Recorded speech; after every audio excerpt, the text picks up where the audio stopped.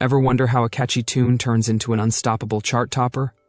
On Drizzy Digest, we're peeling back the studio curtain to decode the writing rituals behind your favorite hits. From messy napkin notes to midnight hooks that just won't quit, it's time to uncover what really makes a hit song stick in our heads.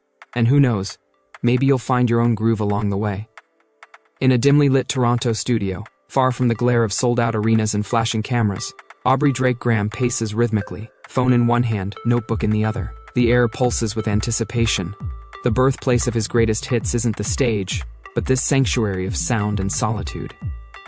Every legend has a ritual. For Drake, it begins with silence, a blank canvas stretching before him, but within that quiet, he listens.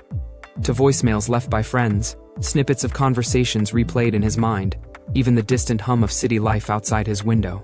Each is a seedling for the narrative poetry he weaves into chart-topping tracks. Few know the secret weapon behind his melodic hooks, voice memos. He records everything, half-formed lines sung in falsetto at 2 a.m., mumbled cadences forgotten by morning. No idea is too raw, nothing is erased. This digital archive becomes the mosaic from which he later draws. Sometimes, inspiration strikes in transit. Airplanes become airborne studios, lost somewhere between time zones. With cabin lights dimmed and engine whir filling his ears, Drake sketches verses on napkins or taps them silently into his notes app. A jet-setter's loneliness, distilled into lyrics that millions will soon feel. Consider Marvin's Room. What sounds like drunken late-night yearning is rooted in a real voicemail Drake left for an ex-girlfriend after a party. He relived the embarrassment and vulnerability over and over, eventually transforming pain into poetry and giving listeners license to confess their own regrets. The magic often happens after midnight. Insomniac by nature, Drake invites a small circle of producers and engineers for marathon sessions that stretch until dawn. These nocturnal gatherings brim with inside jokes and arguments over chord progressions.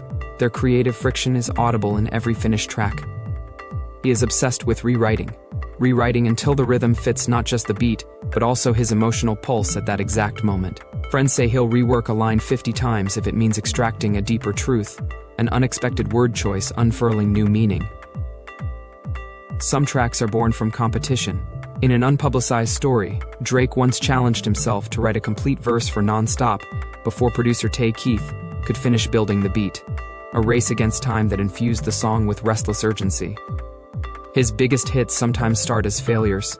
The infectious chorus of God's Plan began as a discarded melody from an older song that nobody in the room believed in. Only later did Drake salvage it from his overflowing folder of musical leftovers, reshaping it into an anthem that would inspire millions. Drake's collaborative approach is revolutionary. He invites songwriters and vocalists of all genres to contribute ideas without ego or hierarchy. In this environment, even a whispered suggestion during a break can become the backbone of a track like Hotline Bling. There are times when he leaves the studio altogether to write in hotel rooms overlooking unfamiliar cities. Changing scenery fuels his sense of possibility. New street names, scents, and skyline silhouettes sneak their way into clever rhymes and memorable hooks. A lesser-known trick, the mirror test. Before committing lyrics to record, Drake stands before a bathroom mirror and raps them aloud to his own reflection, testing for authenticity. If he can't make eye contact with himself while delivering a line, it doesn't make the cut. Moments of doubt are frequent companions on this journey. During the creation of Take Care, rumors swirled that he'd lost his touch after early leaks disappointed fans. Rather than hide from criticism, Drake grilled himself ruthlessly, reconstructing verses until vulnerability became victory. Sometimes there's genius in silence. Several tracks feature intentional blank spaces or muted beats inspired by Drake's fascination with Japanese wabi-sabi aesthetics. Beauty found not in perfection, but impermanence and gaps between notes. One of his most mind-bending habits, studying leak demos of his own unfinished songs circulating online.